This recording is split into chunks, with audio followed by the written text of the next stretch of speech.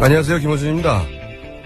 공무원의 비호 방조 의혹 수사를 하다 보면 결국 지금의 검찰 지휘 라인과 또 관련 검사들이 수사 대상이 될 가능성도 있지 않겠습니까?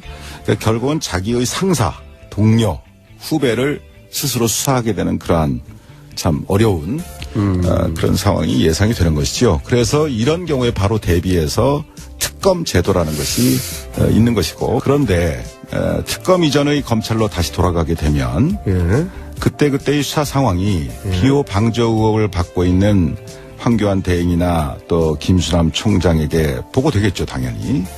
그렇게 되고 김기춘 우병우 라인을 통해서 수사 정보가 유출될 우려도 얼마든지 있다고 봅니다. 차동욱 생각이었습니다.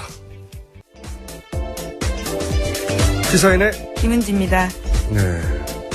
오늘 첫 뉴스는 당연히 우병우 전 민정수석 영장이 기각이 됐네요. 네, 그렇습니다.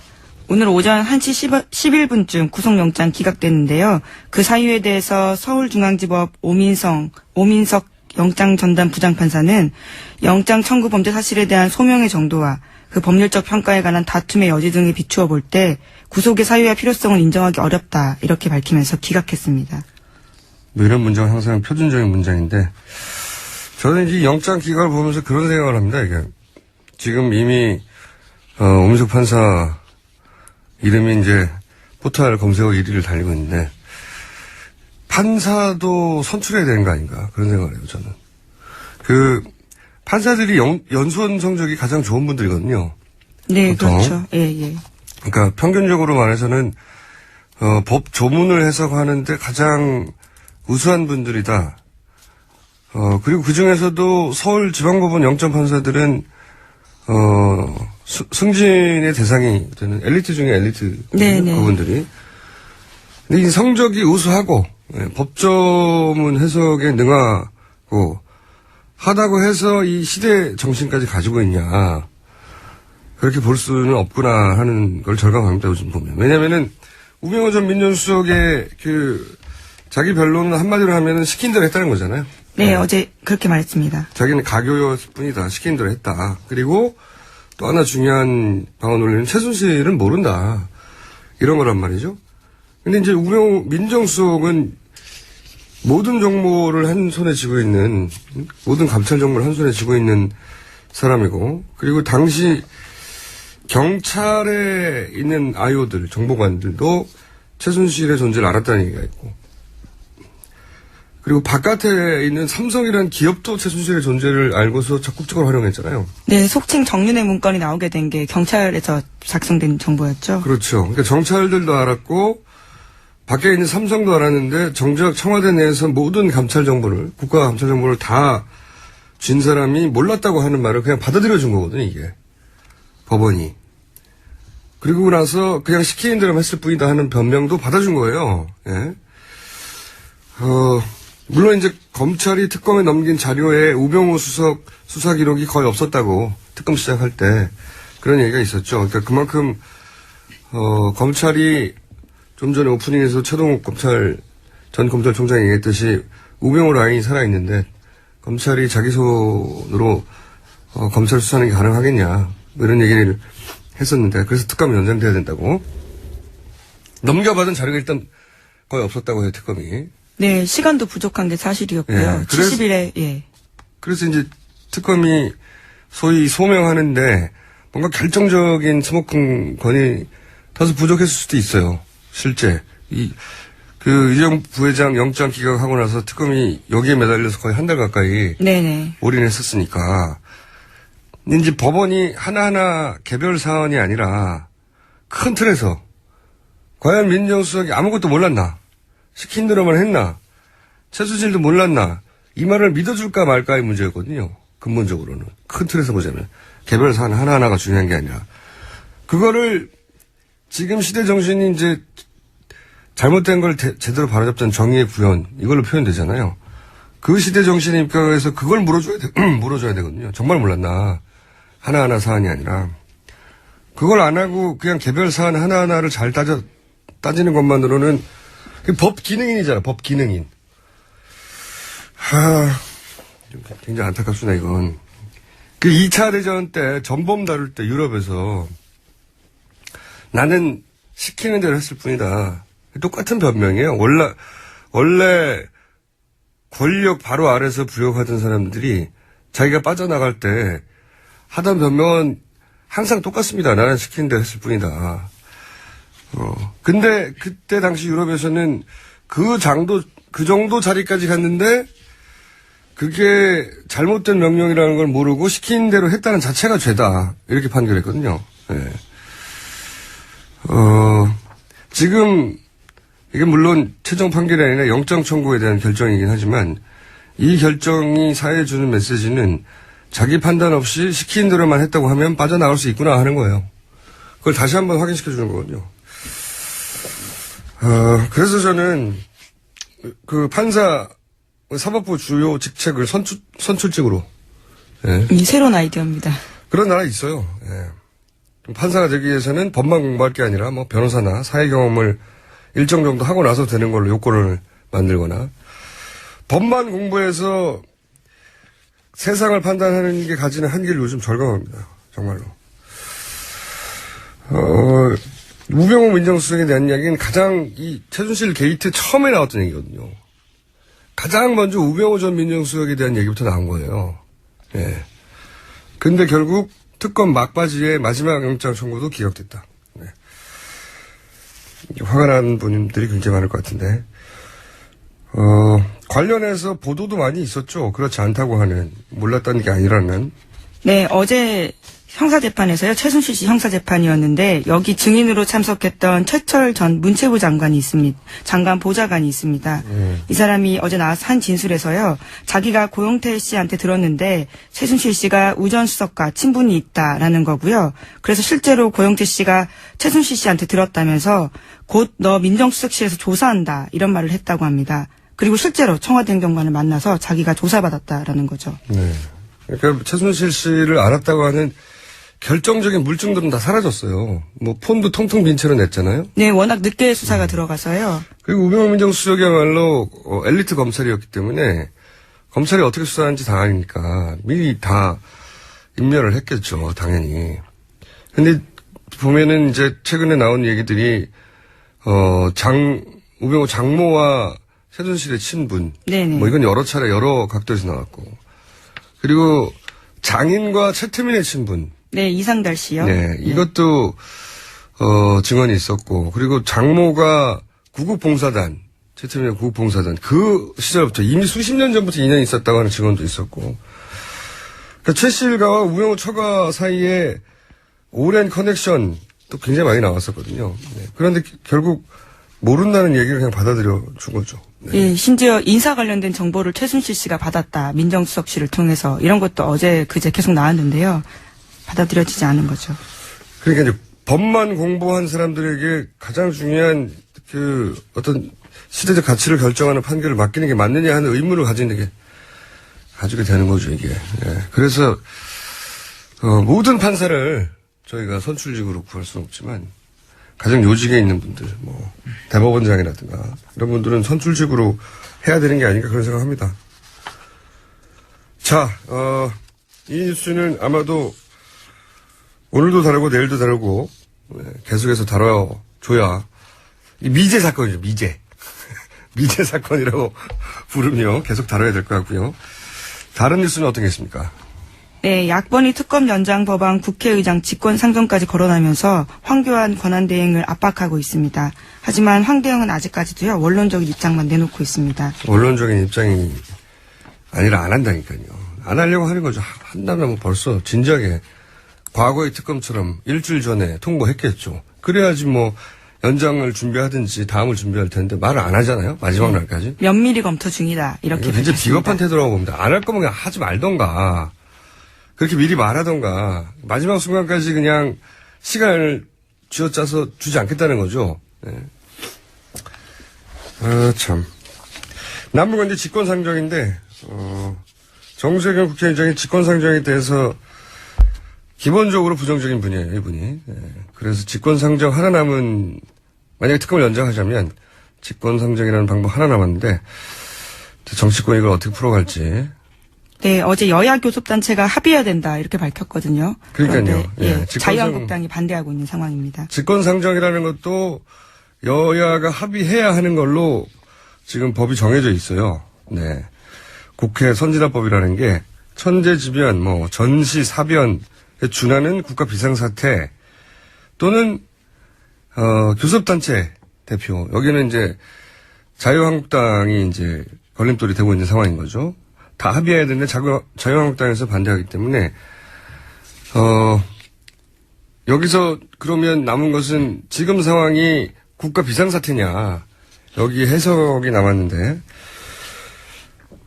정세균 국회의장의 경우에는 이 적용을 엄격하게 해야 된다는 기본 입장이어서 직권상정 외에는 방법이 없는데 과연 직권상정을 할지. 하루밖에 안 남았습니다. 자, 요 사안은 제가 잠시 후 3부에서 다뤄보기로 하고요. 다음 뉴스는요? 네, 박 대통령 자진 사퇴론이 나오고 있다라는 보도인데요. 대통령이 헌법재판소 탄핵 심판 결정 전에 자진 사퇴하는 명예로운 퇴진론이 여권에서 다시 고개를 들고 있다라는 보도가 나오고 있습니다. 그러니까 헌재 탄핵 결정이 나오기 전까지가 사퇴의 마지막 시점이라고 본다라는 건데요. 그렇게 함으로써 지지층 결집하겠다라는 뜻으로 보인다라는 거죠. 이 뉴스가 굉장히 많이 나오는데 이 뉴스의 해석을 그러니까 자유한국당이 박근혜 대통령이 헌재를 통해 탄핵이 될 것 같으니까, 탄핵이 인용될 것 같으니까 인용되기 전에 사퇴로 명예롭게 퇴진할 수 있도록 해주자라는 의미로 이 이야기를 하는 걸로 해석해요. 그죠? 그러니까 그만큼 탄핵 인용이 나올 가능성이 높으니까 새누리당이 이런 주장을 한다고 해석들을 모든 언론이 하는데 저는 반대로 해석합니다. 저는 반대로 해석하는데 제 해석을 거의 대부분의 분들이 좋아하진 않겠지만 저는 반대로 해석합니다. 어떻게 해석하냐면 이 얘기가 처음 나왔던 게 정우택 원내대표가 2주 전에 뜬금없이 이 얘기를 처음 꺼냈거든요. 네네. 4+4 협의체를 구성하자. 그러면서 대통령이 애초부터 4월 사임 6월 대선 얘기하지 않았냐. 정치적으로 풀자. 이때 처음 나온 얘기예요. 그죠? 이 이야기를 지금처럼 모든 언론이 헌재 판결이 불리할 것 같자 자유한국당에서 탄핵이 되느니 사임이 낫지 않느냐. 헌재 판결이 불리해서 그런 전망이 있으니까 이런 발언을 한다고 이제 해석하는데 저는 정반대로 해석하는 게 한번 얘기했지만 자유한국당에서 그 자유한국당의 입장에서만 바라볼 때 베스트 시나리오가 뭐냐. 탄핵이 기각되고 한번 얘기했었죠. 후폭풍이 우려되니까 서약서를 미리 요구하고 정당과. 네, 승복식 요구했었죠. 네. 예. 승복을 해라 후보한테. 그럼에도 불구하고 혼란이 계속 있겠죠. 당연히. 80%가 탄핵이 돼야 된다고 생각했었으니까요. 그럼 이제 이때 대통령이 구국의 결단을 하고 퇴임하고 그러면서 대선에서 유리한 국면을 만들겠다. 이게 시나리오라고 말씀드렸는데 그런 시나리오가 있을 수 있다고 제가 확정할 수는 없지만 있을 수 있다고. 근데 여기서 결정적 문제가 한 가지 걸려요. 사임을 하면 박근혜 대통령이 소추 대상이 됩니다. 그렇죠? 지금 이미 많은 혐의가 걸려있고 기소 직전이란 말이에요. 기소를 이렇게 못하는 걸 뿐이지 기소할 사항들은 이미 줄 서 있는데. 네, 특검이 그래서 기소 중지로 넘기겠다 이렇게 그렇죠. 밝히고 있죠. 소추 대상 내려오는 순간부터는 기소가 돼야 되는 거예요. 그러면 이걸 어떻게 풀어야 되느냐. 대통령이 만약에 그 베스트 시나리오대로 자유한국당에 기각을 했어도 사임을 하지 않으면 그죠? 올해 연말까지 대통령을 계속하면 과연 정상적인 국가 상태가 유지될 수 있겠냐? 아닐 거 아닙니까? 수많은 사람들이 계속 거리로 나오겠죠. 그러니까 이걸 풀어야 되는데 눈물의 결단을 하는 거죠. 탄핵이 기각됐고 정당하게 마지막까지 물을 수행할 수 있음에도 불구하고 나는 구국의 결단으로 눈물의 사임을 하는데 눈물의 사임을 하는데 걸림돌이 탄핵 소추 대상이 된다는 거예요. 이걸 정치적으로 미리 풀자고 협의체 얘기를 미리 했다. 제 시나리오입니다. 네. 그리고 해서 개헌 드라이브를 강하게 걸겠죠. 그래서 민주당을 제외한 모든 세력을 개헌 고리를 묻고. 요즘 자유당에서 하는 개헌 얘기도 자세히 보세요. 예. 이런 시나리오, 이게 제가 추정하는, 자유한국당 입장에서의 베스트 시나리오예요. 시나리오가 있다는 말과 반드시 그렇게 된다는 말은 전혀 다른 말이긴 한데, 그런데 이제, 집권을 했던 세력이 공중분해될 수 있는 상황에서, 그리고 수십 년간 이어온 권력 집단이 이런 정도의 시나리오도 없이 지금 현재 판결을 그냥 턱 꿰고 조신하게 가만히 바라보고 있다. 그 생각하는 거는 그런 권력 집단을 너무 우습게 보는 겁니다. 네. 그래서 저는 시나리오는 있다고 생각해요. 다들 아니라고 하는데 저는 있다고 생각합니다. 그래서 이 판결 전에 자진 사퇴 이야기 해두는 것은 정반대다. 정반대의 목적이 있는 것이다. 저는 해석해 두고요. 예. 자, 저희가 특별 손님이 잠깐 있거든요. 네, 그래서 뉴스 한두 개 정도만 제목 읽고. 네, 박근혜 대통령이 정유라 씨가 메달을 땄던 한국의 인천 승마장에 인수를 지시한 정황이 있다라고 MBN이 보도했습니다. 박근혜 대통령이 정유라 씨가 메달을 땄던 승마장을 인수하라고. 네네. 안종범 전 수석의 수첩에 쓰여 있다고 하고요. 네, 기념인가 보죠? 네, 특히 정유라 씨가 좋아하는 곳이라는 진술도 있다고 합니다. 그곳이요. 정유라가 너무 좋아하는 것이라 박근혜 대통령이 메달을 딴 승마장을 인수하라고. 네. 네, 정황이 발견됐다라는 건데요. 네. 또 있나요? 혹시 관련해서? 네, 또 지난해 초에 박 대통령이 마사회를 민영화라는 지시를 했다라는 의혹도 MBN이 같이 보도했습니다. 제가 보기에는 말이죠. 정말 말나라를 만들려고 했어요. 말나라를 만들려고 했고, 그래서 저는 이런 뉴스를 볼 때마다 박근혜 정부 출범 이후에 말과 관련된 모든 정부 사업, 모든 민간 관련 말 사업, 거기에 관련된 모든 예산, 이미 집행된 것, 앞으로 집행될 항목들 전부 다 봐야 된다. 그리고 황교안 대행은 왜 첫 번째 인사로 마사회장을 임명했는지 거기서부터 시작해서 학교에서 승마 수업 한대잖아요. 네네. 어떤 예산이 들어가는지, 그 말들은 누가 수입했는지, 그 돈은 누가 벌었는지 다 따져봐야 됩니다, 이거. 이건 최순실 게이트 이전에는 최순실 씨가 가만히 있었겠냐고요. 정말 이건 상상도 못했네요. 정유라 씨가 특히 좋아하는 인천 승마장이기 때문에 박근혜 대통령이 그 승마장을 인수하라라고. 네, 의혹이죠, 아직은. 네. 네. 아니, 안정범 전, 수석의 수첩. 정범실록에 나왔다는 거 아닙니까? 관련된 내용이 있고요. 네. 진술도 나왔다고 합니다. 네. 정말. 대단합니다. 말과 관련된 모든 사람 다시 들여다봐야 된다. 그래서 더더욱이 특검이 연장돼야 된다. 여기까지 하고요. 저희가 귀한 손님이 한 분 계시기 때문에 이분을 모시고 짧게 저희가 이분들의 예술 세계를 들여다본 후에 오프닝을 마치도록 하겠습니다. 자, 지금 들으시는 음악은 말이죠. 예. 이게 시세방송에서 나올 장르 음악이 아닌데, 저희가, 한 달 전쯤에, 에밀레 출신, 네, 서강대학교 음악 노래 동아리죠. 에밀레 출신, 신재경 씨를 모시고 큰일 났네라고 하는, 네, 우리 울분을 음악으로 표현한 분을 모셨는데, 오늘은 완전히 다른 장르, 트로트를, 예술로 승화하신 분입니다. 이 국민적인 분노를 예술로 승화하신 분을 저희가 또 모셨어요. 자, 오늘 두 분이 나오셨습니다. 작곡가 유지성 씨, 그리고 가수 권윤경 씨. 안녕하세요. 네, 안녕하세요. 반갑습니다. 방금 들으신 트로트가, 나오신 가수 권윤경 씨가 부릅니다. 네. 그리고 그 옆에 계신 분이 이제 이 곡을 작곡하신 유지성 씨. 안녕하십니까. 감사합니다. 네. 마이크를 좀 가까이 대주십시오. 예. 두 분이 부부라고 합니다. 네. 분노를, 우병우 전 민정수석의 영장 기각에 대한 분노를 저희가 오늘 예술적으로 좀 승화해 보려고 두 분 모셨는데, 이 트로트를 왜 작곡하신 겁니까? 그 기가 막혀서 했습니다. 우연히 네. 밤새고 녹음 작업을 끝내고 이제 우연히 국정조사 청문회를 보는데 네. 우리 일반 상식을 너무 뛰어넘는 얘기들을 하길래 이거 저 국가 지도나 이 권력자들이 이래서는 되겠는가. 내가 음악을 50년을 한 사람이 네. 나처럼 가슴이 답답한 국민들이 얼마나 많을까. 이거 한번 확 뚫어주고 싶어서 뚫릴지 안 뚫릴지 모르겠지만은 뭔가 그래서 뭐 주위의 만류를 무릅쓰고 아, 주위에서 만류했어요? 만류 정도가 아니죠. 그래서 내가 죽을 테니까 니들은 각자 일하고 난 이걸 써야 되겠다.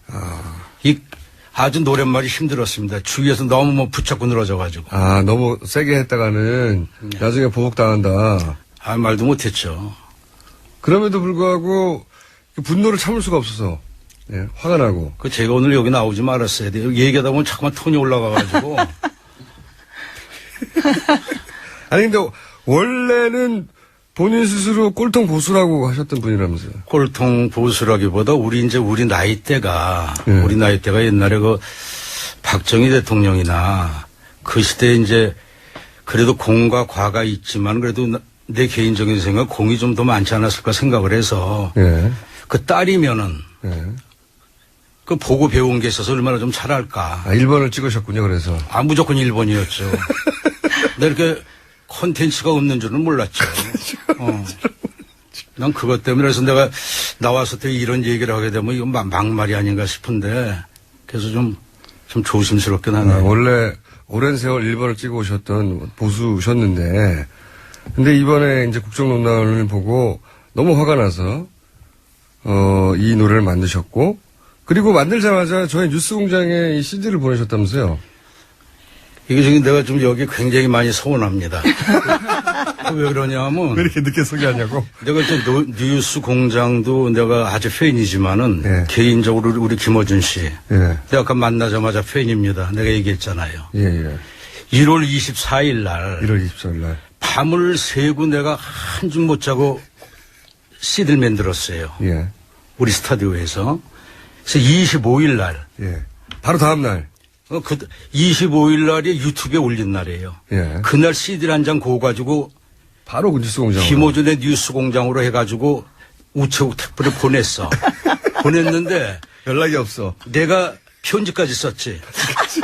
내가 이거 음악하는 사람으로서 내가 국민들의 가슴을 뚫어주겠는데 어떻게 생각하시냐고. 네. 그래서 내가 보냈는데 연락이 없어. 근데 거기 보니까 모르는 사람의 댓글 몇 개였다고 이렇게 얘기를 하는데 도대체 얘기가 없어요. 저희 책임 PD가 지금 휴가 갔는데, 모든 책임은 저희 책임 PD에게, 제가 묻겠습니다. 하지만 저희는 선생님의 존재를 알고 있었어요. 유튜브에 올라온 날부터. 아, 그렇습니까? 그래서 계속 초대 1번 리스트로 있었는데, 저희가 이제 이 노래에 보면 이제 우병우 민정수석 목소리도 나오잖아요. 그래서 우병우 민정수석의 영장이 신청되고, 김기춘 전 비서실장의 목소리도 나오죠. 예. 하여튼 그때 하겠다고 했는데 저희 타이밍을 놓쳤을 뿐, 저는 잊지 않고 있었다.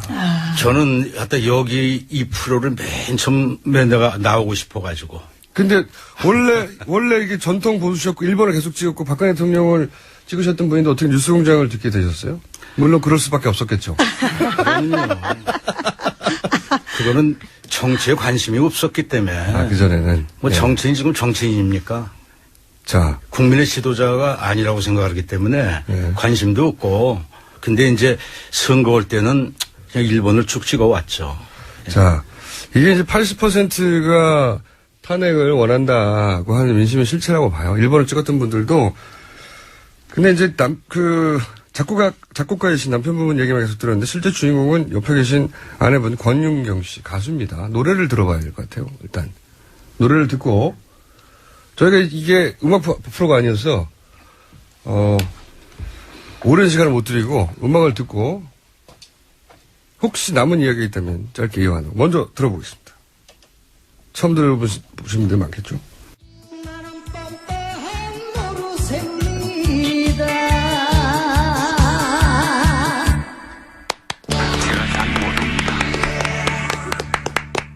제가 제목을 말씀 안 드렸네요. 노래 제목은 모르쇠. 예, 모르쇠고요. 법꾸라지 아니고요. 모르쇠고요.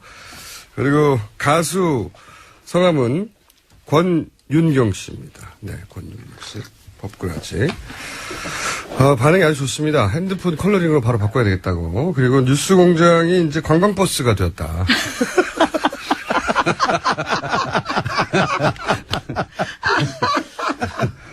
네, 분노도 예술로 승화할 수가 있어요. 네, 오늘은 기쁠 때도 노래하지만 화날 때도 노래한다. 자, 혹시 저희가 조만간 심재경 씨와 뭐랄까요, 콜라보? 콜라보. 예. 그런 거 해보시면 좋을 것 같다는 생각을 하는데, 마지막으로 오늘은 가시기 전에, 여보세요? 저를 좀 봐주십시오. 예. 예. 저기, 작곡가, 유지정 씨에게 제가 여쭤보고 싶은 게, 네. 이게 끝이 아니죠. 지금 피를 받으신 것 같은데 또 만드실 생각이 있으신 거죠? 아니, 먼저 정월 초하루 날, 그 기자들을 뭐 상춘제인가 어디 불러놔 놓고, 예, 예. 일방적으로 예. 엮였다고 그러는데, 예, 예. 그 대통령의 그 아웃인가 싶어가지고, 엮였다가, 예. 지금 엮였어요. 지금 준비 중에 있습니다.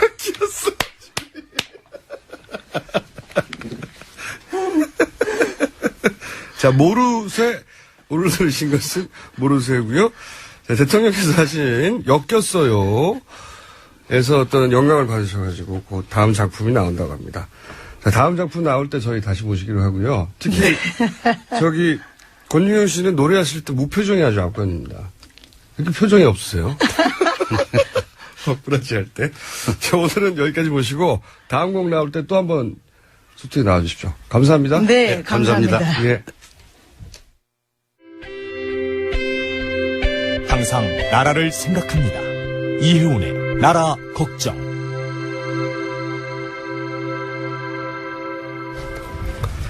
자, 요즘 나라 걱정을 따로 하실 여유가 없으실 것 같아요.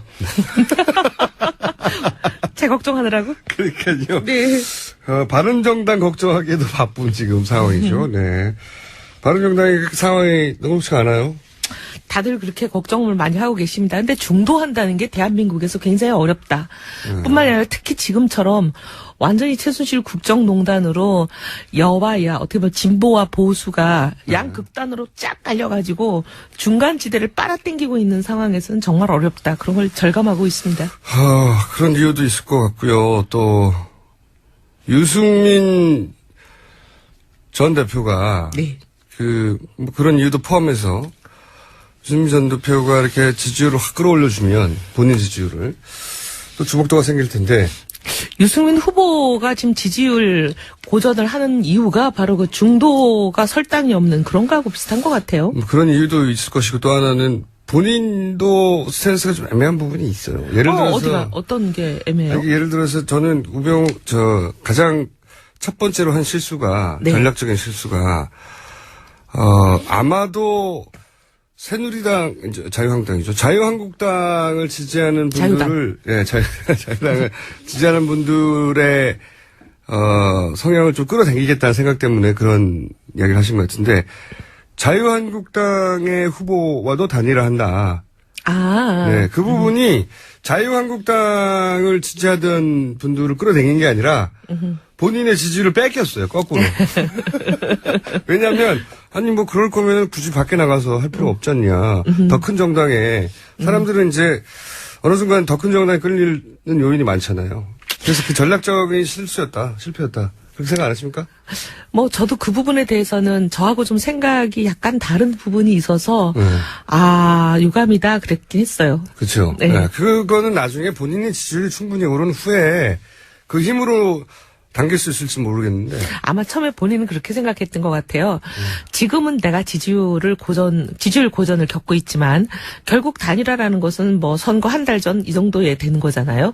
그러면 결국 탄핵이 결론이 나고 탄핵이 결론이 나야 선거가 있는 거니까 인용이 됐다는 전제하야지요.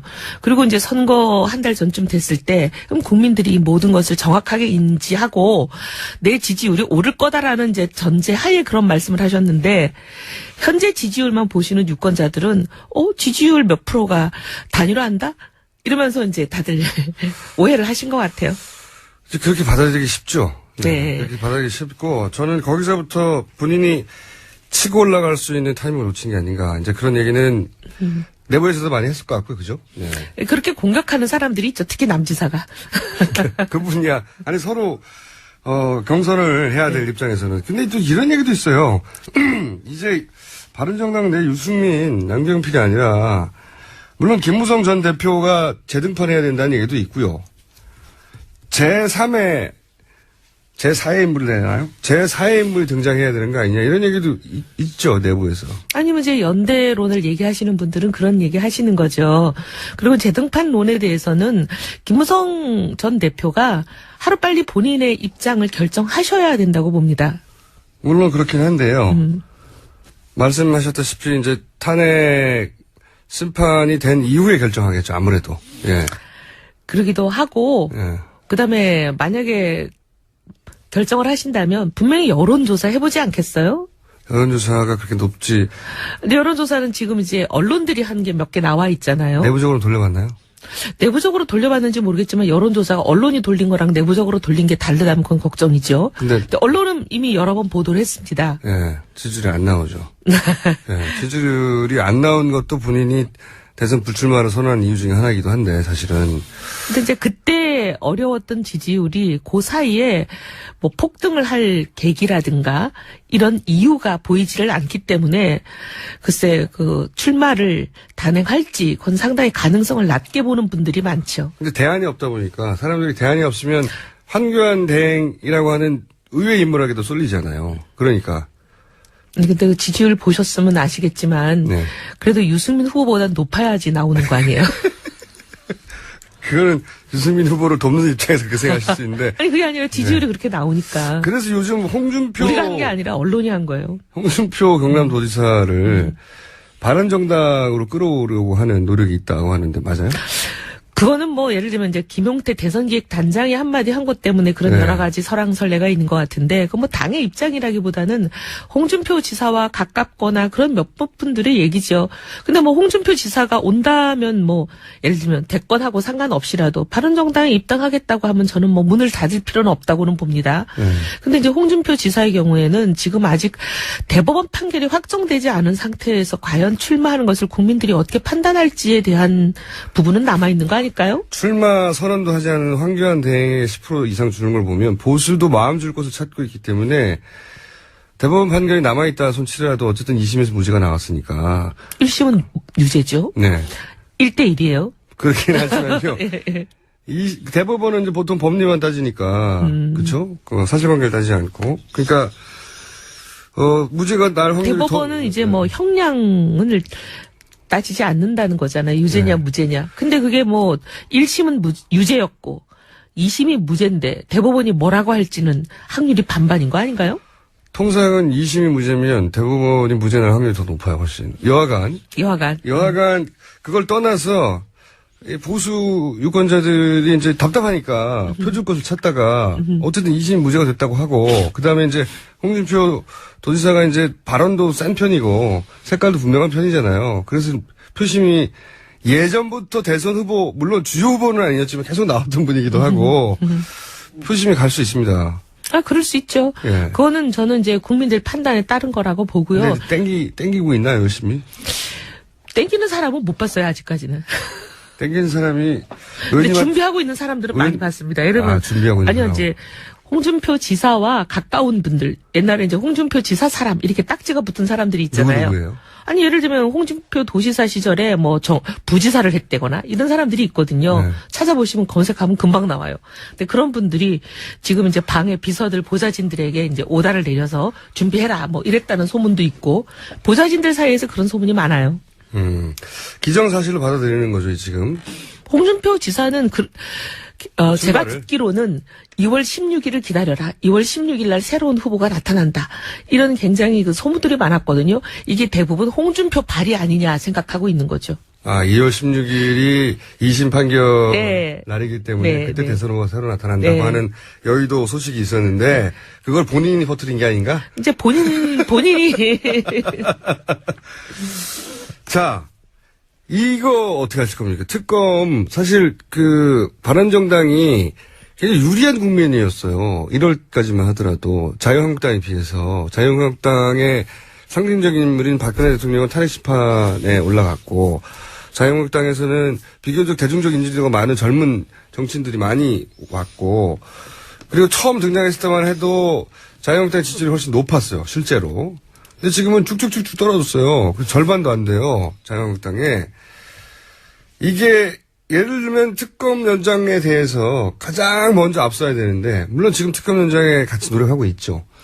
당은 제일 먼저 특검 연장에 대한 입장도 밝히고 그다음에 황교안 대행에게 우리가 시한을 줘서 며칠 날까지 황교안 대행이 이걸 승인 안 한다. 그럼 우리는 바로 국회에서 특검 연장으로 연장법을 처리하겠다. 이렇게까지 이제 공언도 하고 공식 발표를 했는데 우리 당 소속인 이제 법사위원장이 조금 묘한 행보를 보인다. 이것 때문에 다들 국민들이 헷갈려 하죠, 지금.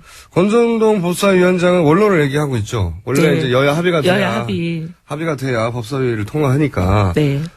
그렇게 따지면 정세균 국회의장도 민주당 출신이지만 원론을 얘기하고 있어요. 네. 여야 합의가 돼야 직권상정할 수 있다고. 남은 길은 직권상정밖에 없는 것 같은데. 저는 우리 권성동 위원장의 여야 합의 이 부분도 조금 네. 좀 더 전향적으로 했으면 좋겠다 이런 생각이 있는데 정세균 의장은 지금 뭐 당적은 없지만 원래 평생 민주당 해오신 분이잖아요. 평생이요. 저분은 왜 저러실까? 그게 더 이해가 안 돼요. 이렇게 국회의장 자리에 가면 그렇게 된다고 하더라고요. 아니 근데 정의화 의장은 예. 테러 방지법을 국가 비상사태다라고 하면서 직권상정했거든요. 말도 안 되는 경우였는데 네. 지금이야말로 비상사태로 논할만한 사태죠. 대통령이 탄핵에 가 있으니까요. 그래서 그런 부분이 좀 지금 굉장히 이해가 안 되는 분들이 그러면은 많아요. 바른정당이 그 국회의장실을 몰려갔어요. 제가 보기에는 바른정당이 본인들의 어떤 정치적 선명성을 드러낼 기회 중에 하나가 직권상정하라고 예상치 못하게도 바른정당이 몰려가서 정세균 의장을 압박하는 겁니다. 그런 거 생각 안 해보셨어요? 생각은 안 해봤는데 지금 얘기해 주셔서 예. 좋은 아이디어를 당에 가서 얘기하겠습니다. 그 의원님도 최고위원이시니까 의원님이라도 가가지고 국회의장 멱살 잡고 막. 자, 지금 저건 어떻게 되어가고 있습니까? 만약에 이 탄핵이 이제 인용이냐 기각이냐, 응? 이거를 따지기 이전에 정치적 해법을 얘기해봐야 된다. 이런 얘기 하잖아요. 주호영 어제 난리 원내대표도. 났어요. 이 얘기를 왜 하시는 거죠? 바른정당이? 그래서 지금 바른 정당이 한 게 아니라 이제 어떤 개인이 한 건데. 개인이 아니죠. 원내대표인데. 근데 그 개인이 자기 사견을 얘기하는 바람에 당의 공식적인 어떻게 보면 대표성을 가진 분이 자기 사견을 얘기하는 바람에 어제 난리가 났어요. 이게 사견이에요? 당하고 전혀 의논이 없었고 우리는 기겁했어요. 당이 조그만 당인데 여러 갈래가 있는 것 같습니다. 주호영 원내대표가 탄핵 심판 이전에 정치적으로 풀어보자 이런 얘기를 하셨잖아요. 이게 이제 자유한국당이 계속 주장하던 건데 바른정당이 비슷한 얘기를 해버리니까 또 미치겠어요. 예. 그래서 그러니까 어제- 헷갈리는 거죠. 네. 둘이 합치려나 다시 계속.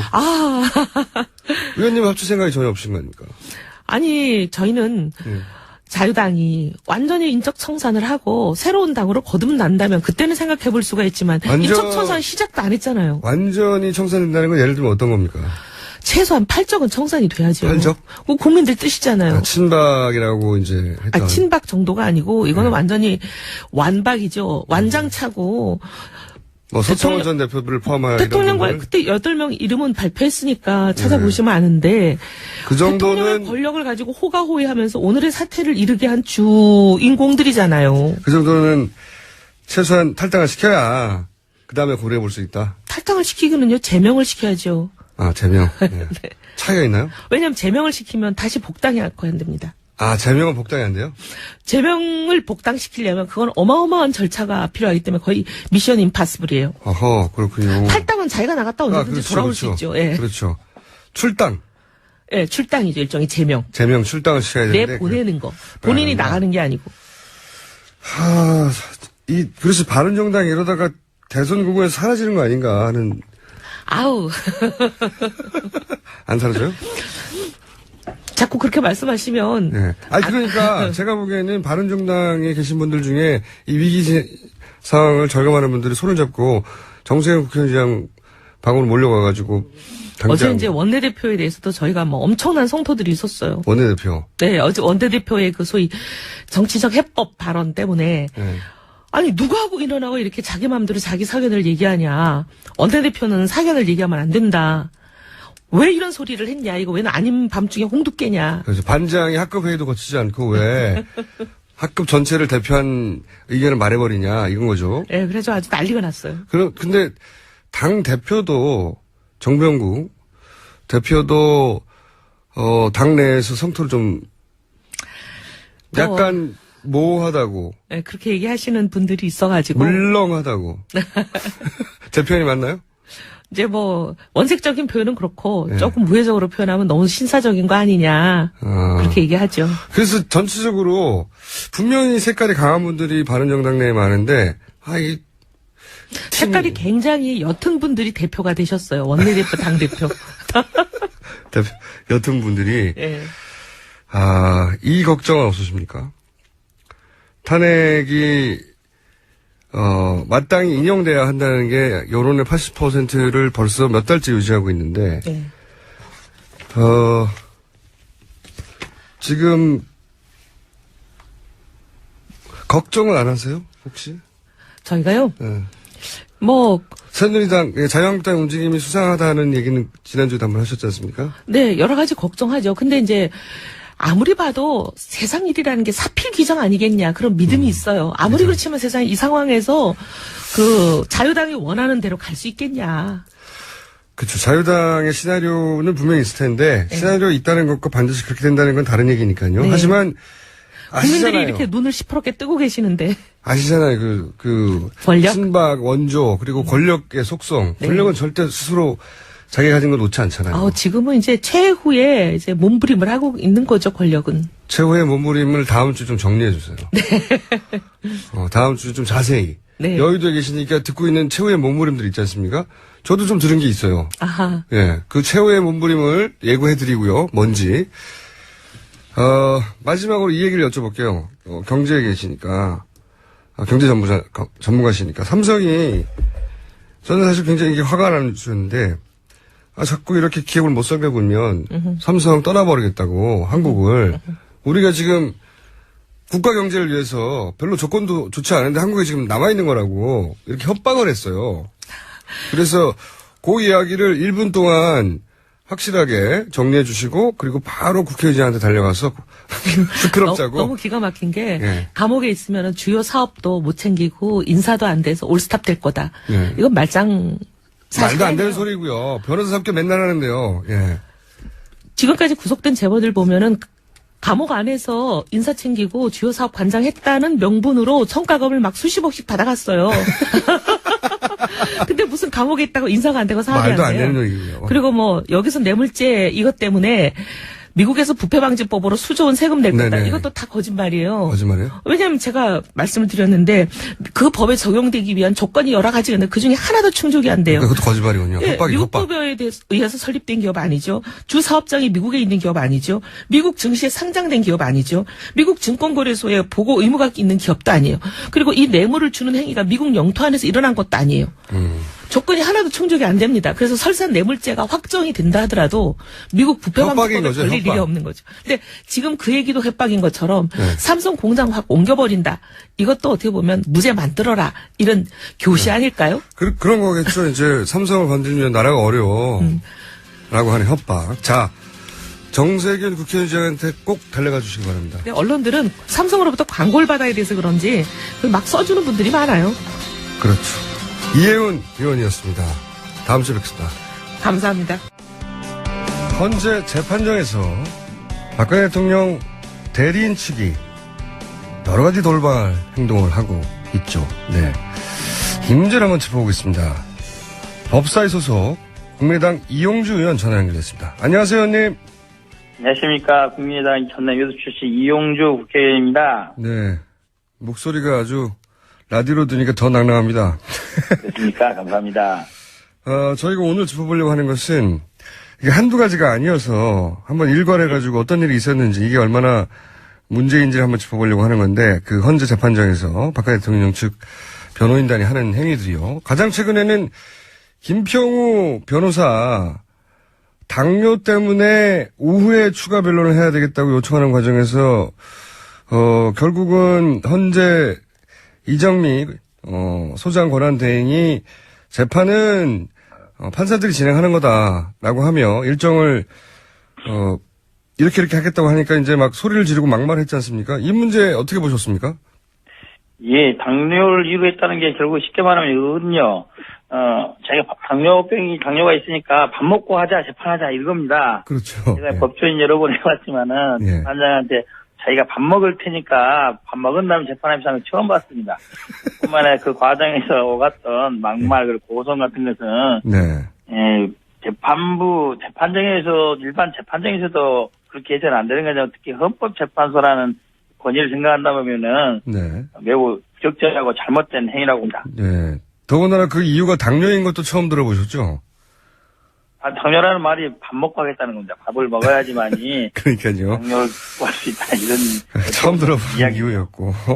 그리고, 헌법재판관 출신인데요, 이분은. 이동욱 전 재판관도, 이런 얘기를 했습니다. 이정미 대행과, 그 헌법재판관으로 같이 근무한 기간이 겹치니까 이런 문제가 있지 않냐고 했더니, 이정미 대행더러 스스로 물러나라 이런 주장을 했지 않습니까? 이게 말이 되는 겁니까?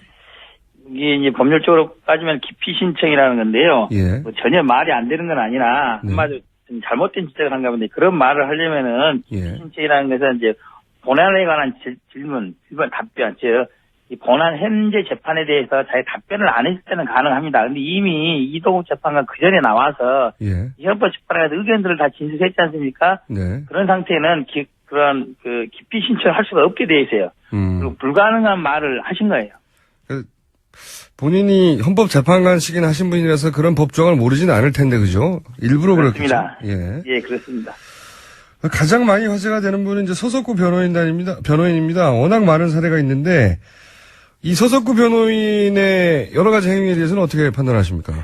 저는 서석구 변호인이 저도 이제 최근 보고 이제 어떤 분이신가 알아봤는데요. 예. 뭐 재판장에서 기도를 한다든지, 예. 태극기를 몸에 두르고 나온다 이런 것들은 예. 아마도 일반적인 법정에서 있으면은 법정 모독으로 감치 처벌 받기에 충분한 일이다.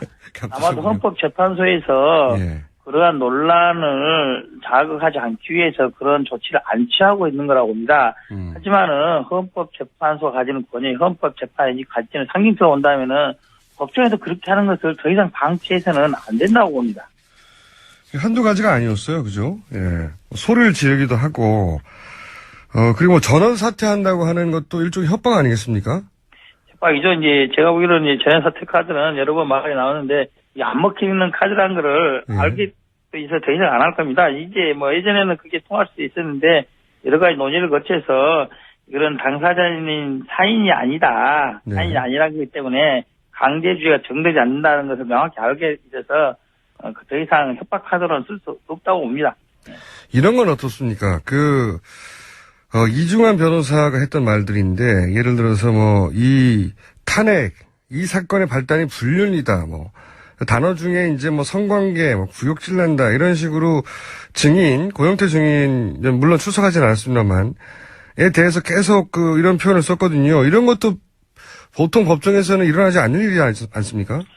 보통에서 법정에서는 일어나지 않는 것이고요. 예. 자칫 그런 말을 하는 것이 재판의 본질에 어긋나는 경우에는 고영태 씨에 대한 명예훼손 이런 걸로 형사상 소추도 가능한 그럴 사안입니다. 그래서 어느 정도가 넘어선다고 하는 것에 대해서는 네. 재판부에서도 어느 정도 제지를 해야 되는 것이고 당사자들, 변호인들도 그러한 모욕죄라든지 명예훼손죄로 고소당할 가능성을 염두에 둬야 될 겁니다.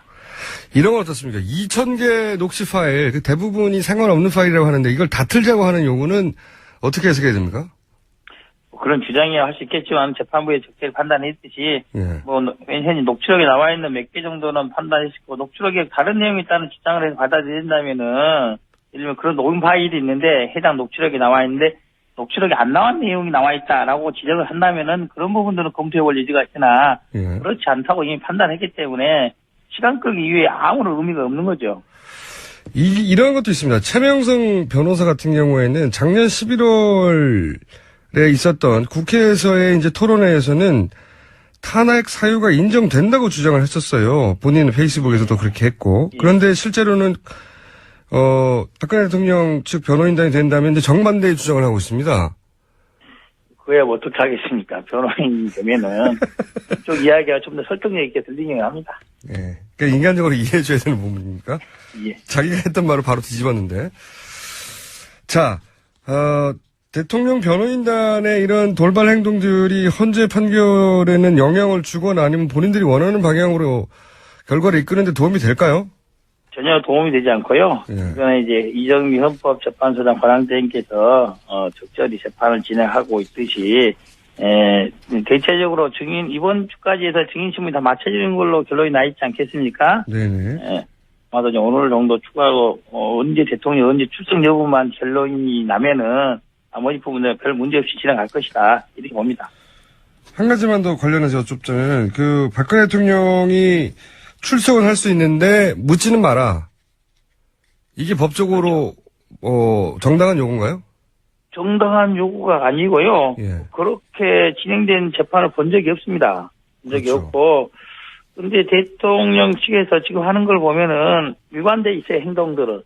검찰 수사에 있어서 마찬가지고, 특검의 수사에 있어서 마찬가지고, 특검의 대면 조사 요청 과정에서 조율을 여러 개 했다는데 그러한 내용들도 있었다고는 하더라고요. 그러한 내용을 헌법재판소에 끝까지 그렇게 하겠다. 즉 일방적으로 진술만 하고 아무런 진실을 밝히지 않겠다는 이런 취지인 겁니다. 그렇죠. 예. 그게 좀 말이 안 되는 거지 않습니까? 거기 쓰면 당연히 질문을 받아야 되는데 자기 주장도 하고.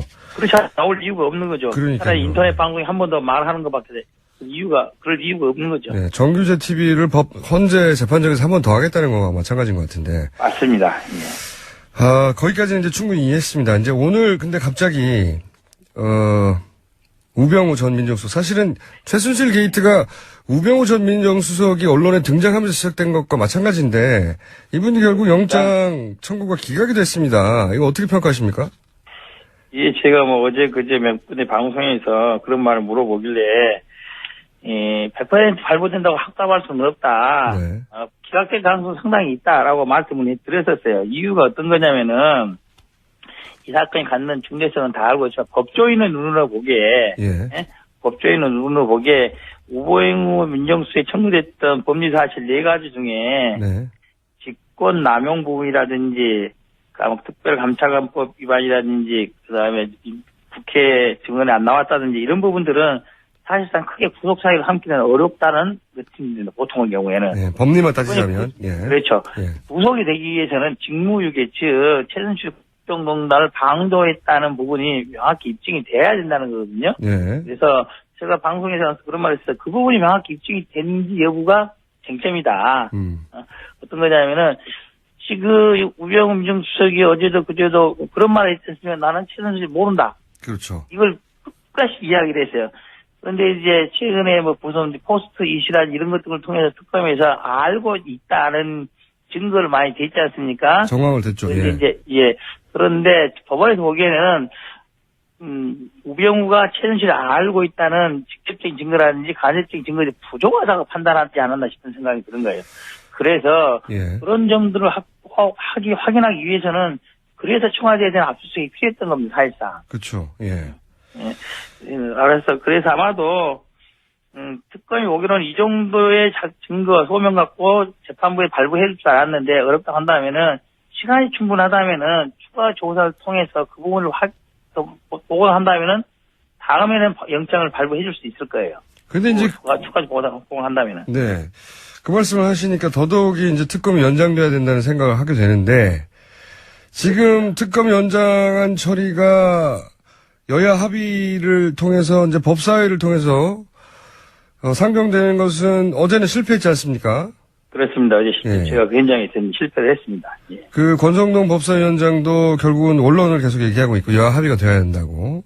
그렇습니다. 자, 이제 남아있는 수가 이제 직권상정밖에 없는 건가요? 좀 해설을 좀 해주십시오. 이 국회법에 따라서 한다면은 지금의 경우에는 이제 직권상정 경우밖에 없다고 보입니다. 그런데 직권상정도 여의치 않은 게 국회의장이 직권상정을 해야 되는데 국회 선진화법에 따라서 3가지 경우로 제한이 되어 있습니다. 그렇죠. 제가 천재 지변이 있는 경우, 두 번째가 전시사회나 국가 비상사 같은 경우, 세 번째가 이제 의장이 각 교섭단체 대표 중 합의하는 경우인데 지금 자유한국당에서 반대를 하고 있어서 여의치 않지 않습니까? 여야 합의는 안 되는 것이고, 그래서 직권상정은 사실상 어렵다. 이렇게 보고 있는 거고요. 이번 국회가 지금 3월 2일까지 예정돼 있습니다. 그거 만기가 28일 아니겠습니까? 예. 사실상 며칠 없어요. 내일 이제 이번 주 목요일 금요일이 본회의가 예정돼 있기 때문에 그거 넘으면은 예. 24일 넘으면은 국회에서도 입법하기는 어렵다. 예. 이렇게 되는 겁니다. 예. 사실상 황교안 대통령 권한대행이 승인을 해야 되는 거죠. 승인을. 승인은 안 하실 거라고 보죠? 저는 안 할 거라고 봅니다. 이제 예. 단지 안 할 거라고 보는데 단순하게 황교안 권한대행 이걸 꼭 해라고 이런 식으로만 압박하지 말고 예. 조금 적극적으로 야당들이 대응을 했으면 좋겠어요. 예를 들면은 황교안 권한대행에서 승인을 오늘까지 안 한다고 한다면은 예. 이거는 국무위원, 국무총리에 대한 해임 건의를 할 수도 있기도 하고 그다음에 탄핵을 할 수도 있고 탄핵 소추도 할 수 있습니다. 즉 탄핵되면은 국무총리의 직을 정지할 수 있지 않겠습니까? 탄핵을 하려면 똑같이 박근혜 대통령을 탄핵했듯이 그런 절차를 거쳐야 되는 거 아닙니까? 요거는 이제 국무총리에 대한 탄핵이기 때문에 예. 3분의 1 발의 4분의 2분의 1 탄핵이 끝나는 겁니다. 즉 야당만으로 할 수 있는 거예요. 그래서 그렇군요. 그러한 불명예를 안 이룰 것인지 말지를 선택할 수 있도록 그걸 압박카드로 사용을 해야 되는 거 실제로는. 지금 이제 말씀하시는 것은 황교안 대행을 탄핵이라는 수단으로 압박도 하고 그렇습니다. 그렇게 해서 황교안 대행이 연장에 동의하도록 뭐 저는 그렇게 나오더라도 동의는 안 할 것 같긴 합니다만은 이제 황교안 이제 권한대행의 특성이나 성격을 본다면은 만약에 이걸 안 해서 예. 본인에 대한 탄핵 소추안이 발의되고 의기를 낸다. 헌법처벌 어떻게 결론이 되다. 그냥 어쨌든 권한이 정지되지 않습니까? 예. 그게 가능할 거라 생각한다면 저는 도장 찍을 거라고 봅니다.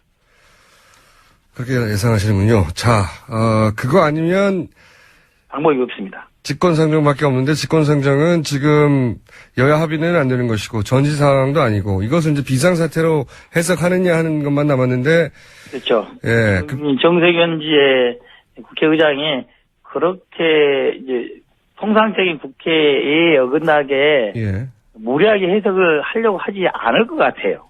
예. 그분 성향이 그런데요, 원래. 예, 그렇습니다. 정세균 국회의장이 이것을 국민들을 얼마나 비상사태로 여기는지에 대해서 의사를 전달할 필요도 있겠군요, 국민들이 전화해서. 그렇습니다. 예. 여의도 안에서 해결하기는 지금 어려운 상황 아닙니까, 그죠? 제가 보기로는 여의도 안에서 해결하기는 네. 국회라는 틀 내에서 하기는 조금 어려운 상태가 아닌가 그렇게 보고 있습니다. 알겠습니다. 이게 얼마나 심각하게 일반 국민들이 여기고 있는지를 여의도에 다시 전달하는 수밖에 없겠네요. 그렇다고 봅니다. 예. 알겠습니다. 자, 그러면 촛불 집회를 부추기는 분으로 저희가 의원님을 특정하기로 하고 그리고 정세균 이번 주 한 번 남은 겁니다. 예. 그렇죠. 예.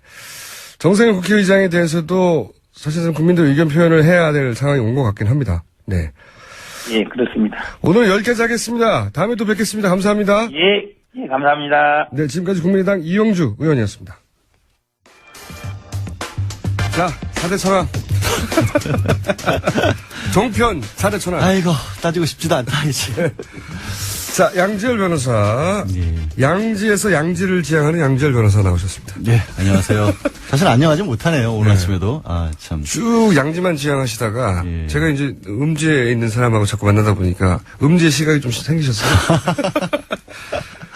바른 음지에 있어도 그래도 우리는 또 빛을 향해 나가야죠. 그렇죠? 전 민정수석, 우병우 민정수석 얘기를 하지 않을 수 없잖아요, 오늘은. 그래서 조금 우울해요, 사실은. 이 코너의 성격상. 근데 저는 그분들 판사님들이 법조인 중에서도 엘리트잖아요. 영장실질심사를 하는 판사들은 더더군다나. 더더군다나. 네. 그러니까 공부 제일 잘 나가는. 원래 사법시험이 그렇게 어렵다고 했는데 네. 엘리트 중에서도 그분들만 따로 모아서 사법연수원에서 성적이 제일 좋은 사람들. 그렇죠. 예. 상위 20%. 예, 엘리트 중에 엘리트를 또 뽑고 그 중에서도 가장 엘리트라고 하는 분들이 이제 서울중앙지법에 영장실질심사하는 분들입니다. 근데 문제는 그러다 보니까 공부를 너무 잘하세요. 공부는 엄청 잘하는 게 확인된 분들이에요. 그렇죠. 예, 법리를 해석하고 법이 이렇게 적용돼야 된다고 법에 관한 한 최고 전문가들이 맞아요, 이분들이. 근데 문제는 그러다 보니까 예. 이제 외골수가 되는 경향들이 가끔 있을 수밖에 없죠. 지금 이제 변호사에 불과하면서 지금 판사님을 공격해가지고. 아니, 국민의 시선으로서. 앞으로 법정에서 어떻게 하시려고. 가명 쓰려고요. 본인이 수임하는 사건들은, 전업이었어? 이름 바꾸면 되지, 뭐, 나도. 이름들 잘 바꾸던데, 최근에. 그렇죠. 보니까. 양지열 말고 음지열로 바꿔요. 성을 바꾸는 건 조상님에 대한 예의가 아니죠. 하여튼 그래서 사실 경찰이 기각된 게 아닌가 하는 생각을 저도 하고 그 있어요. 생각을 아침부터 했는데, 그러니까 법리야 물론 잘 따졌겠죠. 그건 뭐 의심의 여지가 없다고 봅니다. 그거 전문가시고 가장 잘하는 분들이니까. 근데 이 영장 기각을 한마디로 하면 뭐 민정수석이 그거 모를 수도 있지 뭐. 몰랐다는 것에 대해서 변명을 계속해서 했고, 네. 그러니까 우병우 수석은 계속 위에서, 그러니까 청와대에서 박근혜 네. 대통령이 시키면 아, 나는 그냥 몰랐고. 했고, 네. 밑에서 보고서 올라오면 전날만 했다. 가교, 다리 역할만 했다. 말도 안 되는 소리죠. 얘기를 했는데, 자기가 택배예요. 픽입니까? 무슨 가교만 하게. 그러니까 그게 네. 청와대 내에 뭐 택배가 따로 있나요? 지금 아이, 사실은 진짜. 특검이 수사를 하고 있는 일들을 원래는 민정수석이 해야 할 일이잖아요. 그리고 그거를- 그 수단을 다 가지고 있지 않습니까? 그거를 정보를 다 가지고 있고 이 영장 기각된 거에서 굉장히 모순된 점이 하나가 있는데 직권남용이 될 수 없다는 이유 중에 하나가 워낙에 민정수석이 광범위한 권한을 가지고 있기 때문에 뭐 공기업에 채용되는 사람의 뒤를 살펴봤다거나 뭐 공개된 자료였기 때문에 그다음에 뭐 공공기관이라고 봐야 할지 모르겠지만 민간기업으로 바뀌었지만 그거를 그냥 범위 내로 본 거거든요. 업무 범위 내로. 그거를 할 수 있는 사람이다라고 해놓고 봤는데 근데 그러면 최순실은 몰라.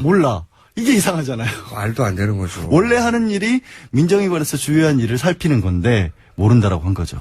그러니까 저는 이 판결이 결정이죠. 판결이 아니라 이 결정이 판결은 이제 법정에서 결정이. 이제 나는 거고 이건 영장을 발부하느냐 마느냐는 결정인데 이 결정이 한마디로 요약하면 판사님이 그 개별 사안을 봤더니 그거 하나하나는 법리를 따졌을 때 그렇죠. 충분한 증거가 부족해라고 한 거지만 전체적으로 보면 앞뒤가 안 맞는 거죠. 저 민정수석이면 모를 수도 있지. 이거 이렇게 말해준 거예요.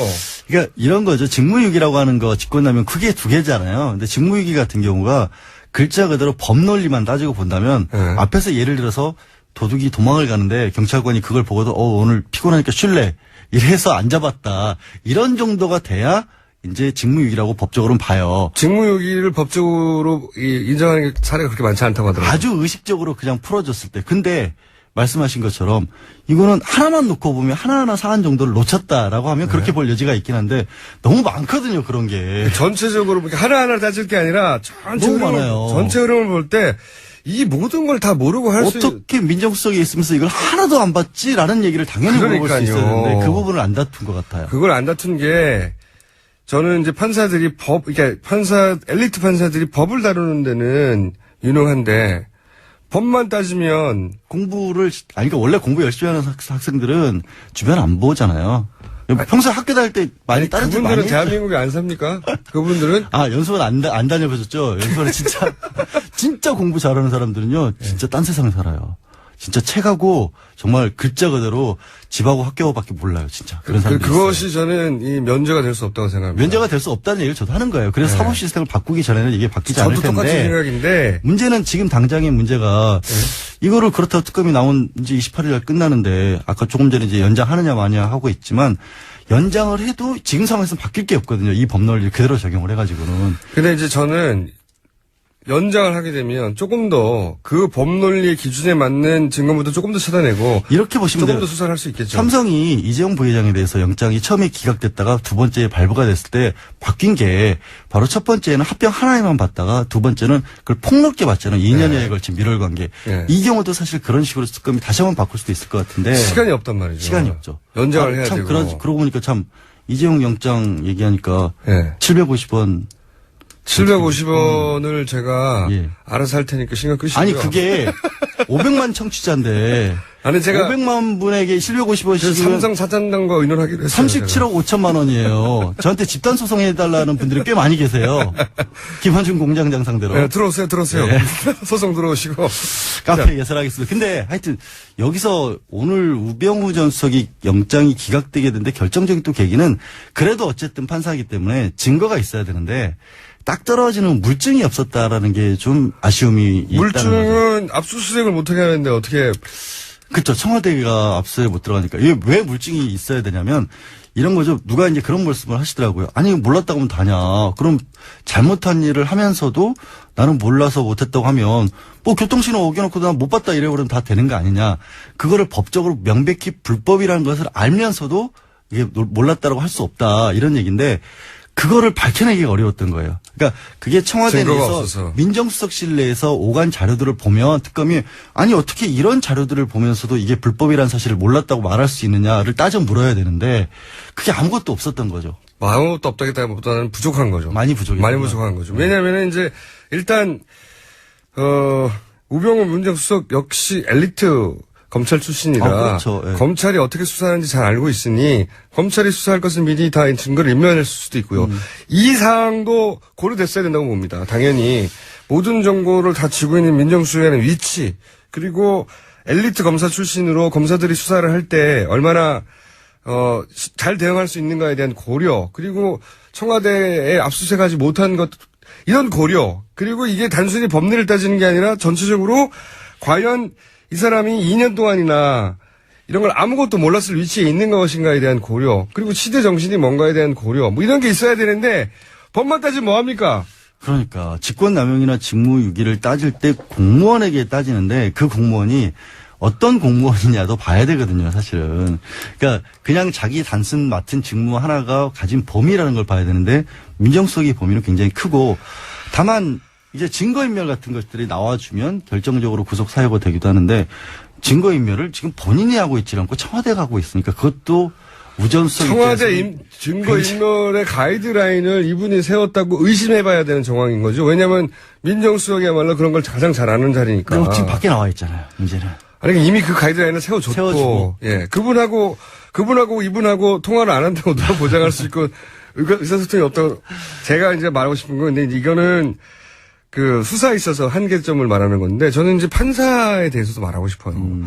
정말 법만 공부해서 이런 거는 사실 세상에 대한 판단이기도 하거든요. 그러니까 쭉 그 언론의 흐름 내지 알려진 바에 따르면 우전수석이야말로 사실 이번 사건에 문을 연 사람이잖아요. 코어예요, 코어. 네.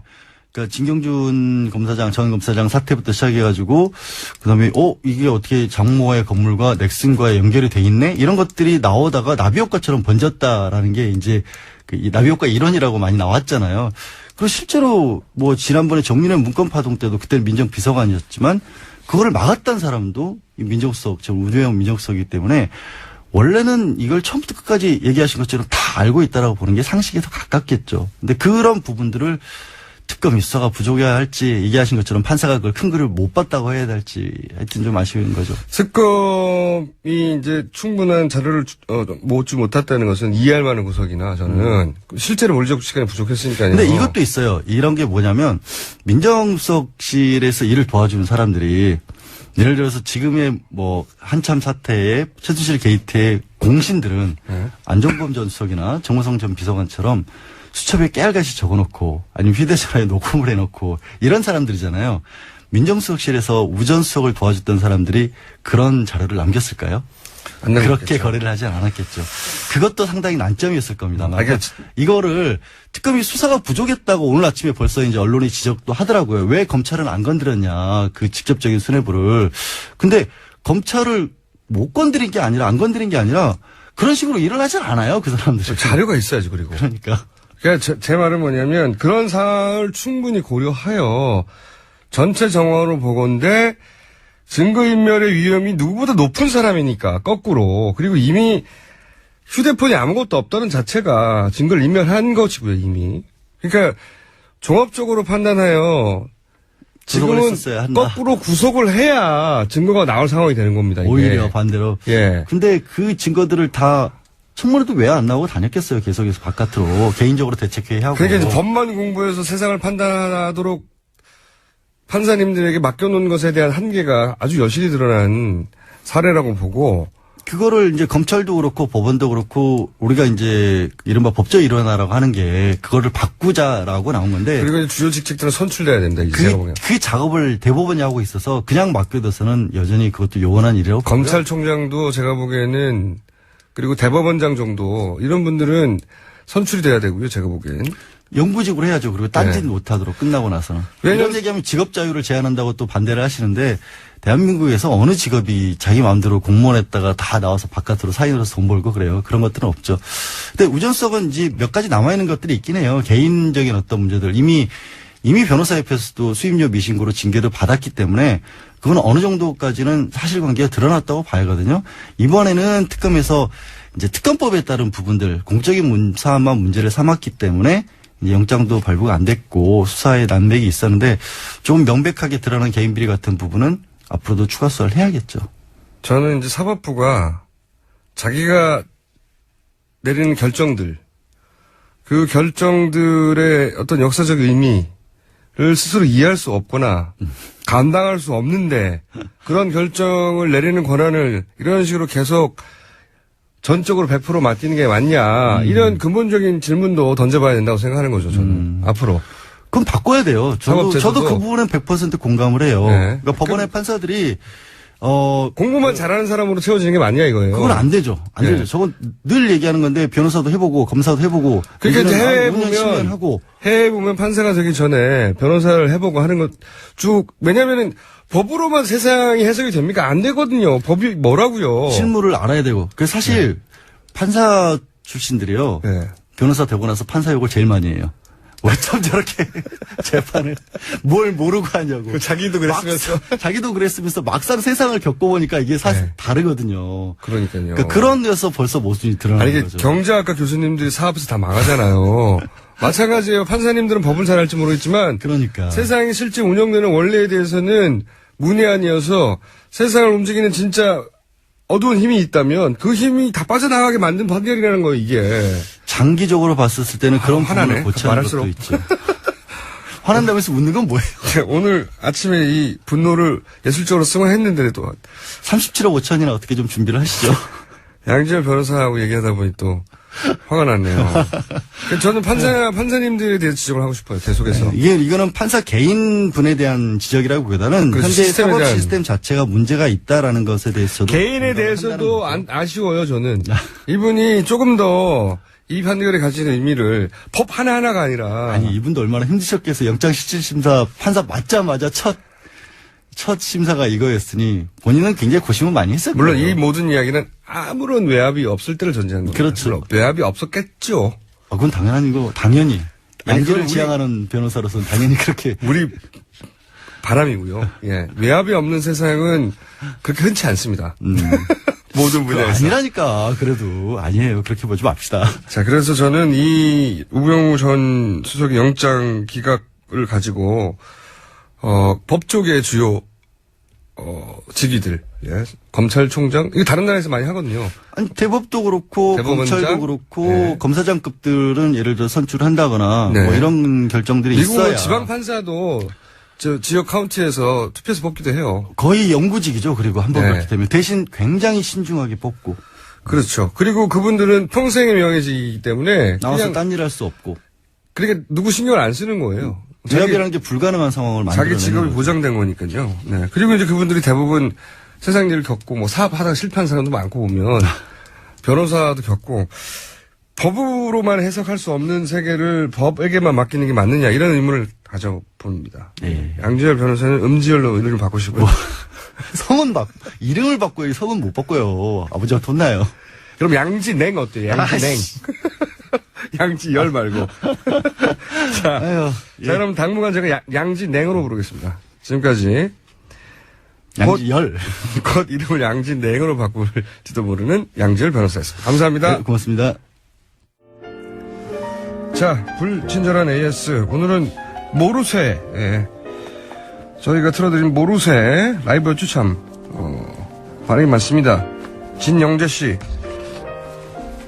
버스에서 들으면서 춤을 출 뻔했습니다. 여기는 출근 버스인가 관광 버스인가. 네. 저도 이 생각합니다. 이정원 씨가 이런 문자를 보내셨어요. 이제 이쯤 되면 락이나 힙합 버전도 나와줘야 되는 거 아닙니까? 네. 락이나 힙합 하시는 분들, 그러니까요. 이미 있는데 제가 모르는 건지, 아니면 아직 만들지 않은 건지 모르겠지만, 이 정도 사회 현상이면 오히려 락이나 힙합 하시는 분들은 진작에 만들었어야 맞는 것 같은데. 자, 기억 말 나온 김에 락이나 힙합 하시는 분들도, 예. 풍자, 지금 이 시국을 풍자하는 노래 부탁드립니다. 만드시면 저희한테 바로 보내주시고요. 특히 저희 책임 PD한테 보내지 말아주세요. 잘 먹습니다. 저희 어머니가 택시기사인데 매일 뉴스 공장을 듣고 있다고 합니다. 경기도 고양시 개인 택시 하시는 최경혜 여사님입니다. 네. 매일 들으시고 본인이 듣는 것도 중요한데 손님들에게 강제로 듣도록 부탁드립니다. 여기까지 하겠습니다. 최근 대박을 연속으로 몇 번 치다가 중박 내지는 무박으로 자꾸 워낙 큰 대박을 많이 쳤기 때문에 부담감이 큽니다. 과학하고 앉아있나에 원종호 씨 나오셨습니다. 안녕하세요. 네.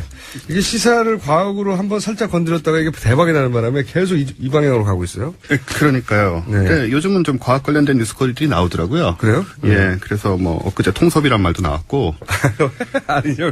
어디사의 통섭. 예, 네. 이거 원래는 자연과학과 인문학의 통합을 뜻하는 말이거든요. 그렇죠. 그게 이제 뭐랄까요. 나온 지가 꽤 됐지만 대중적으로 유행하지는 않았던 단어인데. 네, 요즘은 융합이라는 식으로 좀 많이 의미도 바뀌어 있는데 네. 어쨌든 이 말이 학계 밖에서 나오는 것 자체가 좀 흥미로웠다.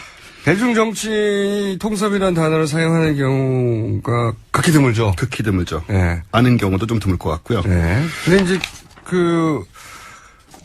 안희정 도지사가 전공이 철학이었어요. 아, 그렇군요. 네, 철학이어서 이런 단어에 좀 익숙할지도 모릅니다. 예. 예, 뭐 그렇겠죠. 어쨌든. 예. 근데 오늘은 이 얘기 안 하고요. 아니, 그거 아니에요. 네, 이 얘기가 실컷 아닙니다. 얘기해놓고. 통섭 아니고. 흥미로운 과학 관련 상황들이 있어서 네. 이 광학 관련 광학? 그 뉴스를 다룰까 하는데요. 광학 뉴스. 네, 바로 오병우 레이저입니다. 사람의 눈에서 레이저로 나올 수 있는가? 그렇습니다. 네, 이 과학적인 고찰을 하는 건데요. 이분이 지난번에 이어서 어제 또 기자한테 레이저를 방사하지 않았습니까? 예. 예전에는 박근혜의 레이저가 유명했는데 예. 지금 구속된 이재용 삼성그룹 병 부회장이- 걸리셨어요, 이거? 예. 그 이재용 삼성그룹 부회장이 지난 1월 특검에 처음 소환됐을 때 박 대통령이 레이저빔을 쐈다는 표현을 직접 쓰기까지 했어요. 그렇죠. 예. 그 박근혜 대통령이 자신에게 아주 날카로운 눈으로, 네. 독한 눈으로 쳐다봐가지고 내가 움찔해서 그 말을 들어줄 수밖에 없었고 나는 피해자다. 이런 그렇죠. 논지 속에서 레이저라는 표현을 썼어요. 예. 예, 하지만 과학적 입장에서는 이제 레이저란 말을 썼기 때문에 또 세계 유수의 전자회사까지 거느린 대재벌 총수가 네. 과학적 근거가 없는 말을 하진 않았을 것이다. 실제 우리가 모르는 더군다나 삼성전자. 그러니까요. 네. 세계적인 기술력을 보고한 이 삼성전자의 부회장이 네. 레이저라는 표현을 썼을 때는 이게 과학적 근거가 없이 썼을 리가 있느냐. 네, 우리 마음대로 이렇게 해석하는 것도 월권일 수 있기 때문에 네. 한번 말 그대로 생각을 해야 된다. 그렇지. 상대 선의를 네. 그대로 받아들여가지고 과연 이재용 부회장이 말했던 레이저는 무엇인가. 네. 네. 게다가 이제 유병우 씨가 간밤에 나왔기 때문에 이 레이저의 위해성이 좀 국민적 우려를 낳고 있는 상황이죠. 국민적 우려까지 나왔는지는 모르겠는데 나왔다고 하고요. 그래서요. 그래서 인간의 눈이 레이저 광선이나 그 비슷한 빛을 방사하는 게 가능한지, 네. 그리고 이것이 인마를 살상하거나 손상시킬 수 있는지에 대해서 좀 알아보겠습니다. 인마 살상. 네, 이건 사실 남성들한테는 익숙한 용어죠. 인마살상용. 이거 군대에서 쓰는 용어인데 인마살상용. 네. 네. 일단 레이저의 원리를 보면요. 이게 레이저가 한 단어가 아니고 Light Amplification by Stimulated Emission of Radiation이라는 것의 약자인데요. 참고로 이제 인마살상이라는 것은 과거에 사람과 말이 같이 전장에 나왔지 않습니까? 그렇죠. 예, 그래서 사람과 동물을 한꺼번에 죽일 만한 네. 예, 과거 전장 용어인데 군대에서는 잘 쓰는 인마살상용이라고. 아직도 쓰고 있죠. 예. 여성분들에게 참고로 말씀드립니다. 군대에서 잘 쓰는 용어, 인마살상용. 레이저가 사람의 눈에서 나오는 레이저가 과연 인마살상용으로 가능한 것인가? 네. 레이저 나올 수 있는가? 굉장히 심각한 주제네요. 네. 일단 레이저가 일반 빛하고 차이는 이제 빛은 사방으로 퍼지는데 레이저는 모여서 예. 멀리 강하게 뻗어나가는 게 특징입니다. 예.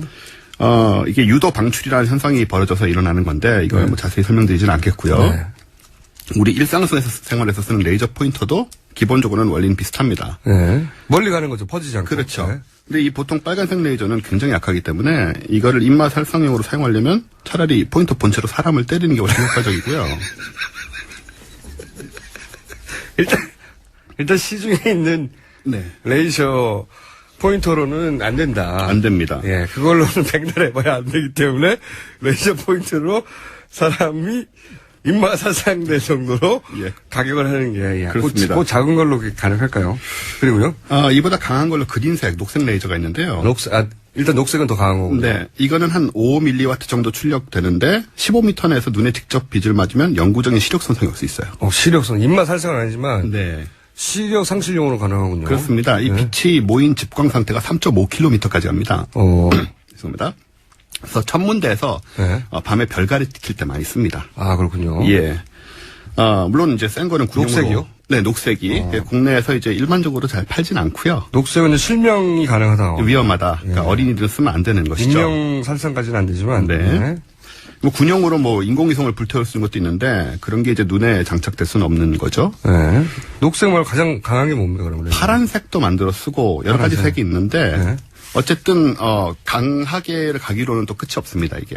이게 뭐 빨주노초 파는 뭐 파장 때문에 색깔이 나오는 거니까 색깔별로 파장 길이에 따라 다르게 나오겠네요. 예, 뭐 네. 그런 식으로 얘기할 수 있죠. 네. 그럼 이제 우리 눈이 이런 걸 만들어낼 수 있나? 눈이. 네. 얼핏 봐도 이제 레이저 자체를 만들 수는 없을 것 같잖아요. 네. 그럼 뭐 비슷한 거라도 가능하냐? 한번 생각을 해보겠습니다. 눈에서 빛이 나올 수 있는가? 네. 우리 눈이 사물을 보는 것은 태양빛이나 전등빛 같은 광원이 물체에 빛이 반사돼서 들어오는 빛을 보는 거거든요. 예, 예. 그러니까는 또 반대로 이제 눈이 빛나는 경우가 있잖아요. 눈이 빛난다고 표현하죠. 예, 네. 그것도 이제 이 외부의 빛이 들어와서 각막이나 수정체 예. 그리고 이제 안구 안을 채우고 있는 물이 있어요. 유리체라고. 예. 거기에 반사되기 때문이에요. 예. 우리가 빛이 하나도 없는 깜깜한 방에 들어가면 아무것도 안 보이잖아요. 예. 눈에 빛이 나와서 비추고 이러지 않잖아요. 않죠. 네. 네. 그래서 기본적으로 눈은 광선을 뿜어내지는 못한다가 1차적인 답이 됩니다. 네. 발광을 하지 못한다. 발광하지 못한다. 네. 근데도 불구하고 이분들은 뭘 쏜다고 하시니까 예. 그럼 다른 가능성은 전혀 없느냐. 네. 옛날 그리스의 아르키메데스는 아르키메데스. 거울로 태양빛을 반사시켜서 네. 적의 전함을 불태우는 무기를 만들었다고 합니다. 그게 이제 신화적인 얘기죠. 신화적인 실제인지- 얘기죠. 네, 실제인지 모르겠는데. 네. 뭐 가능성은 있으니까요. 네. 근데 그거 제가 과학학교에서 본 적이 있는데 그렇게 해서 불태우려면 어마어마하게 큰 돋보기가 있어야 되는데 네. 그게 이제 불가능하다고 그때 당시 기술로는. 예, 아마 그랬을 것 같아요. 어쨌든 얘기를 끌어나가기 위해서 좀 붙여 넣었습니다. 네. 그것처럼 이제 박 대통령이나 우병우 전 수석 같이 높은 사람들은 네. 햇빛을 막 눈으로 반사시켜서 기자나 일반 국민 정도를 충분히 공격할 수 있는 것이 아니냐. 그렇게 가정할 수 있죠. 그러면 안구 돋보기설입니까? 네, 그래서 이걸 또 고찰을 해보면 예. 안구의 구조상 이게 가능한가? 이 안구가 돋보기가 되냐? 예, 렌즈 역할을 하는 수정체가 기본적으로 볼록 렌즈 형태가 맞습니다. 네, 볼록은 맞죠. 예. 이제 이 말씀 들으면 유레카하게 되는 거죠. 아, 역시 돋보기다. 예. 그래서 우리 어릴 적 돋보기로 개미 다 태워봤잖아요. 예. 그런 응용이 가능하지 않을까 싶은데 안 됩니다. 예. 왜냐하면 볼록 렌즈로 돋보기로 빛을 모으려면 눈 안쪽에서 빛이 나와야 되잖아요. 예. 근데 그게 아니기 때문에 이걸 만약에 이런 식으로 외부의 빛을 받아서 써야 되고 예. 저기 약간 늘어지고 있어요. 네, 딴 거 없어요? 그러려면 네, 좀 들어보세요. 네. 빨리 결론으로 향해 달려가 봐주세요. 예. 볼록 렌즈가 아니고 오목 렌즈도 아닌 오목 거울을 써야 되는데 오목 거울. 눈 안에 예. 이런 생명체가 있던 건 사람이 아닌 거죠.